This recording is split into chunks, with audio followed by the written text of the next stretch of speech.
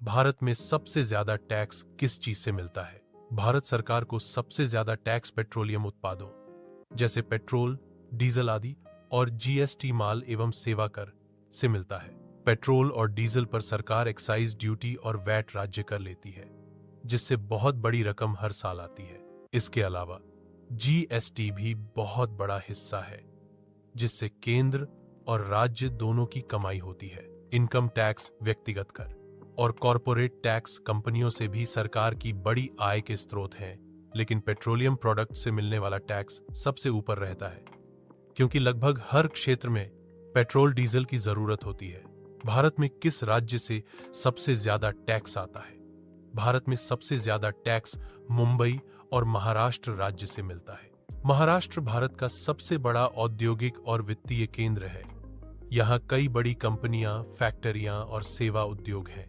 Mumbai share बाजार, बैंकों और कॉरपोरेट हेडक्वार्टर का भी केंद्र है, इसलिए यहाँ से सबसे ज्यादा जीएसटी और इनकम टैक्स जमा होता है। महाराष्ट्र के बाद दिल्ली, कर्नाटक, बेंगलुरु के कारण तमिलनाडु और गुजरात का नंबर आता है। संक्षेप में, भारत में सबसे ज्यादा टैक्स पेट्रोलियम प्रोडक्ट्स और जीएसटी से आता है और सबसे ज्यादा टैक्स महाराष्ट्र राज्य से आता है। अब हम बात करते हैं भारत में टाइप्स ऑफ टैक्सेस।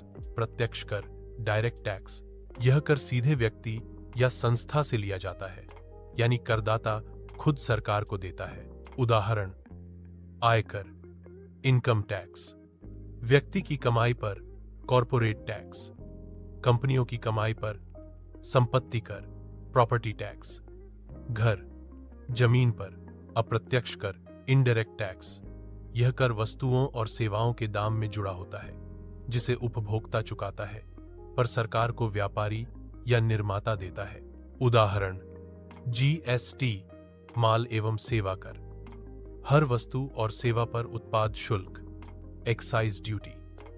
कुछ विशेष वस्तुओं पर सीमा शुल्क, कस्टम ड्यूटी।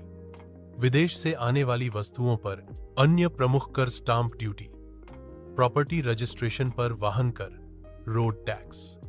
गाड़ी पर पेशा कर, प्रोफेशनल टैक्स।